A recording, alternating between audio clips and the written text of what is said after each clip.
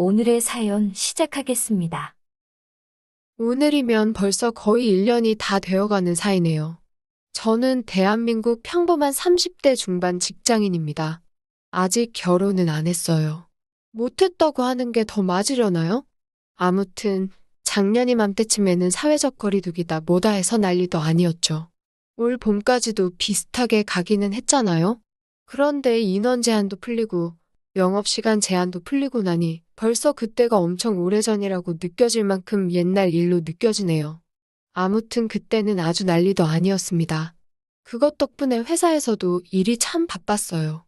주변 사람들이나 TV를 봐도 재택근무다 뭐다 말이 많던데 우리 회사는 뭐가 굳이 그렇게 사람들을 출근시켜 일을 했어야 했는지.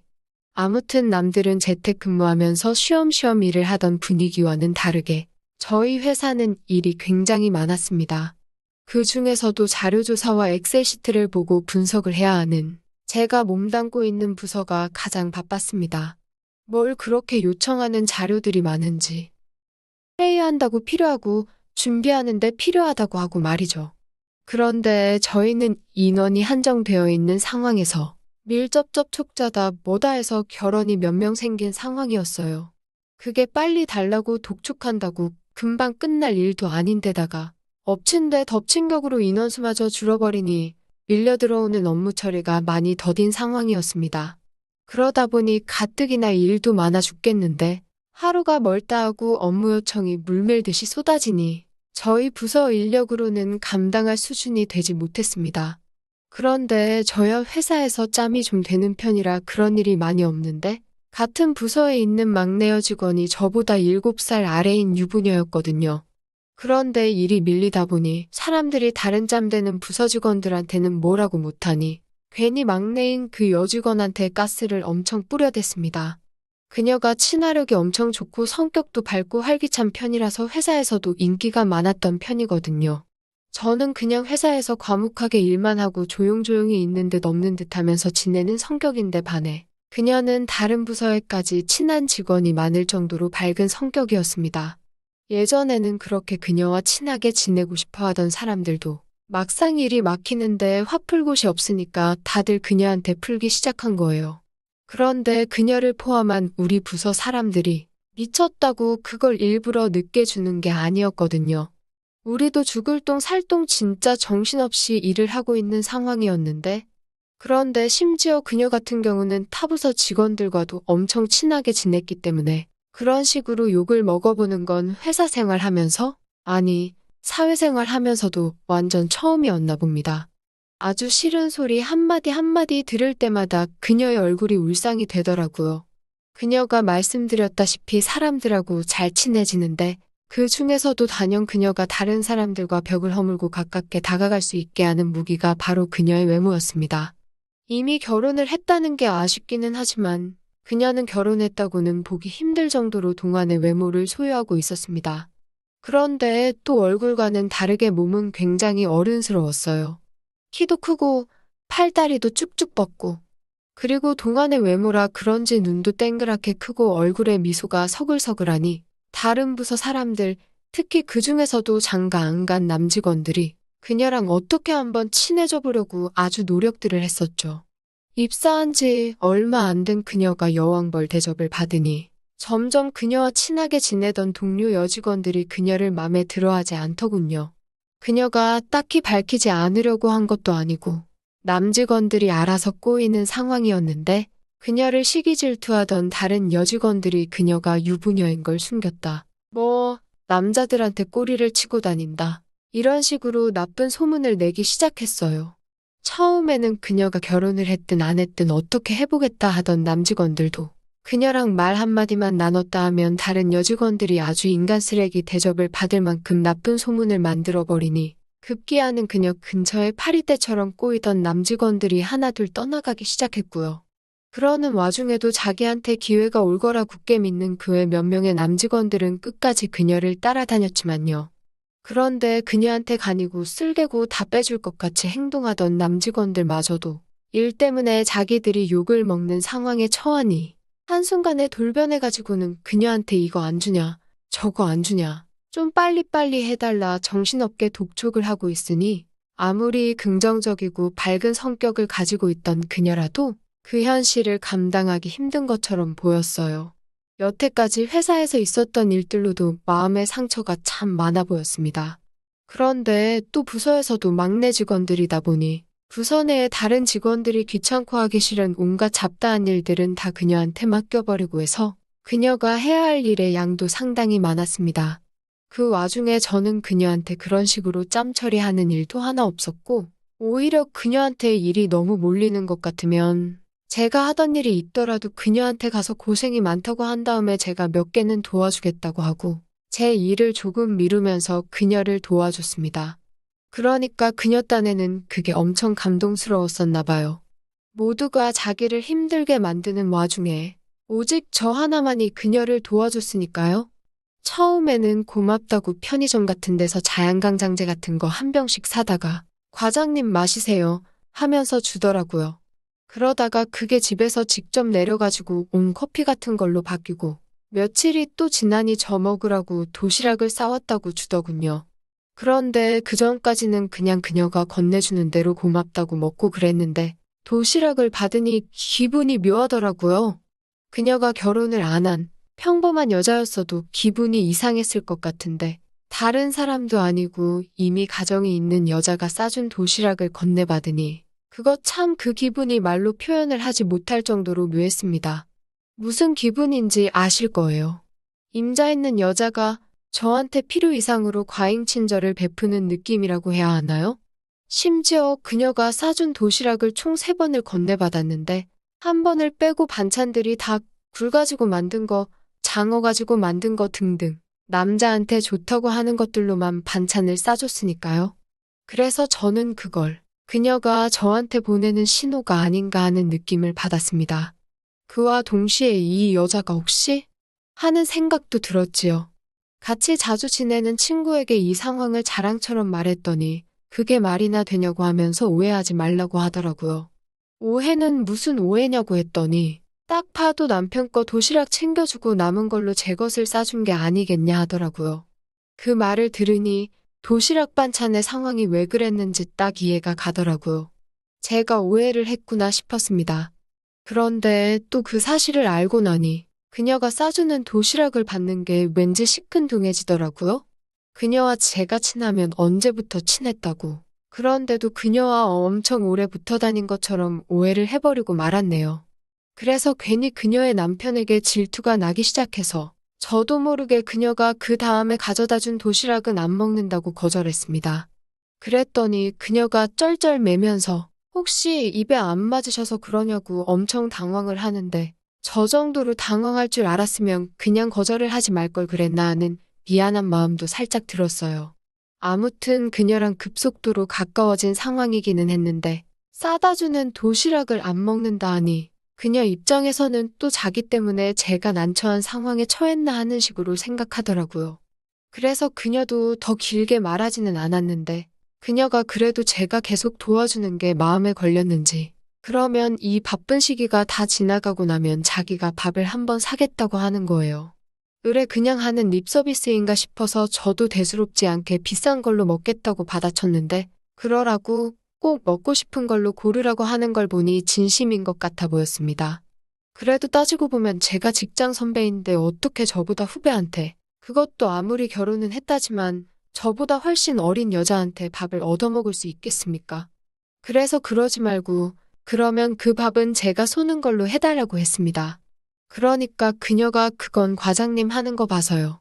하고 대화를 능숙하게 넘기는데 정말 친화력 좋고 애교 많은 여자와 살면 매일매일 이런 기분이겠구나 하는 생각이 들어서 처음으로 타인, 그러니까 그녀의 남편을 을 부러워하게 되었습니다. 아무튼 그러던 어느 날이었는데 그녀가 갑자기 저녁을 먹자고 하더라고요. 일이 다 마무리된 것도 아닌데 갑자기 싶었어요. 예상대로라면 우리 부서가 넘겨야 할 이 바쁜 시기는 앞으로 2달은 더 필요했거든요. 그래도 제가 뭐 저녁에 딱히 일이 있는 것도 아니고 제가 올해로 36이지만 회사 근처에 원룸 얻어서 자취를 하고 있는 와중이었고 그 당시 회사 일이 너무 바쁘다 보니 밥 같은 거 잘 차려서 먹을 기력은 없고 매번 편의점 도시락이나 컵라면으로 때웠었거든요.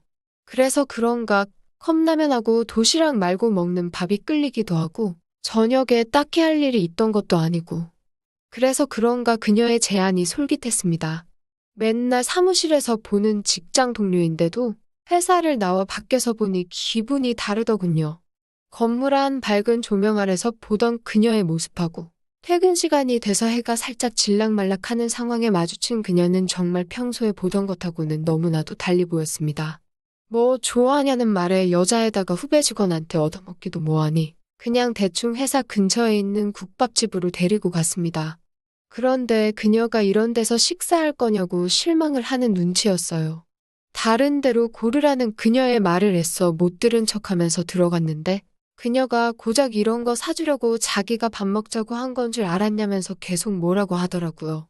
그러더니 제가 기본 국밥을 시키려고 하는데 그녀는 대놓고 술국을 시키더니 곧바로 소주도 2병 시키는 거예요. 아주머니가 기본 반찬도 셋업하기 전에 소주하고 잔을 가져다 줬는데 그녀가 난데없이 소주를 까서 혼자 따라 마시기 시작하는 겁니다. 제가 잔을 채워줄 새도 없이 2번째 잔을 채우길래 제가 나머지는 먹을 거 나오면 마시자고 말렸습니다.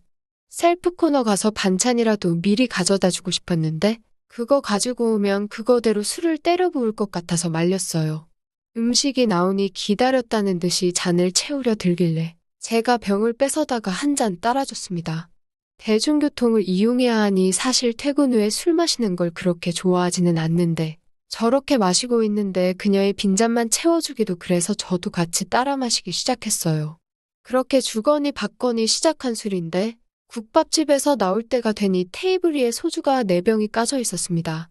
평소 주량이 2병이라고 생각했는데 앞에 회사에서 제일 예쁜 여직원이 그것도 결혼까지 한 여직원이랑 마주보고 술을 마시고 있으니 긴장이 된 건지 술이 하나도 취하지 않고 말똥말똥 하더라고요. 그런데 그때 당시에는 영업 제한이 있어서 24시간 국밥집도 10시까지밖에 하지 않아서 저희가 그만 마시려고 했어도 이미 가게가 문을 닫아야 했기 때문에 나올 수밖에 없었습니다. 배도 부르고 오랜만에 술도 넉넉히 먹은 것 같으니 만족스러워서 그냥 택시를 타고 집에 갈 계획이었습니다. 그랬더니 그녀가 어떻게 술을 잔뜩 먹인 여자를 두고 혼자서 택시를 잡고 집에 돌아갈 생각을 하냐는 겁니다. 회사에서는 서글서글하고 조신한 이미지였는데 술이 좀 들어가니 약간 막무가내 기질이 있더군요. 그래서 그녀에게 그럼 집에다 데려다 준다고 하고 택시를 잡았습니다. 그런데 그녀가 사는 곳을 보니 저희 집에서 엄청 가까운 곳이더라고요. 걸어서도 갈 만한 거리이길래 그래서 그녀한테 미안하지만 내가 사는 곳이 먼저라서 제가 먼저 내려야겠다 말했습니다. 그때부터는 그녀가 취기가 올랐는지 참 저를 그렇게 안 봤는데 엄청 딱딱하게 군다고 뭐라 하더군요. 회사에서 온갖 매너 좋은 척은 다 하더니 어떻게 여자를 버리고 갈 수가 있냐고 주정을 부리기 시작하는 거예요. 그런데 그 모습을 보니까 여태까지 이미지가 아니다 보니 좀 깨기 시작했습니다. 진짜 결혼한다면 저런 여자랑 해야겠다 그런 생각을 했는데 저런 고약한 술버릇을 가지고 있었으니 말입니다. 아무튼 택시는 그렇게 제가 사는 집 근처에 도착을 했고 골목으로 들어가야 하니 그냥 대로변에서 내렸습니다. 집에 남편이 기다리고 있을 텐데 도착해서 잘 들어갔다고 전화하라고 말까지 하기는 너무 오지랖인 것 같더라고요. 알아서 남편한테 연락해서 들어가겠지 해서 그냥 말없이 내렸습니다. 그리고 골목으로 들어가려는 찰나였는데 어디선가 저 멀리서 아주 괴성을 내지르면서 누군가가 제 이름을 부르더군요. 술기운이 잔뜩 올라온 그녀였습니다. 그녀는 결국 택시에서 저를 따라 내렸나 보네요. 그런데 저는 골목 쪽으로 들어가야 하니 그녀가 제가 시야에 안 보이니 동네가 떠나가라 제 이름을 괴성을 지르면서 부르고 있었던 겁니다. 그렇게 저는 다시 그녀한테 돌아가서 조용히 좀 하라고 부탁을 했어요. 그녀는 연신 과장님 자꾸 그렇게 딱딱하게 굴 거냐면서 비틀거리면서 몸도 제대로 못 가누는 주제에 저보고 저희 집에 가서 술이나 좀 더 마시자는 겁니다. 무슨 거기서 술을 더 마시냐고 안 되겠다 싶어서 어차피 집이 근처였으니 그녀를 집까지 직접 바래다 줘야겠다는 생각밖에 들지 않더군요. 비틀비틀하는 걸 팔을 대충 잡아주고 걸었습니다. 그녀가 사는 아파트 근처에 도착을 했어요. 그래도 요즘 지은 아파트라고 주차장도 전부 지하에 있는 건지 차는 한 대도 안 보이고 영업 제한 때문에 다들 밖에를 안 나오는 건지 인적도 드물더군요. 그녀한테 몇 동에 사느냐고 물어보는데 그녀는 이제 완전히 술에 정신이 나가서는 저보고 알아맞혀보라고 하는 겁니다. 진짜 살아생전 이렇게 술버릇이 고약한 여자는 처음 봤어요. 짜증이 나서 대충 근처에 보이는 벤치에다가 그녀를 두고 갈까 생각을 했습니다. 이윽고 놀이터 비슷한 게 보였고 주민들 쉬라고 만든 건지 벤치도 근처에 몇 개 있더라고요. 그래서 그녀를 끌고 가서 거기에 앉혔습니다. 시간이 늦었으니 기다리면 혹시 그녀 남편한테서라도 전화가 오지 않겠나 하는 생각을 하고 있었어요. 그런데 그녀가 우리 집이 여긴 걸 어떻게 알았냐고 하는 겁니다.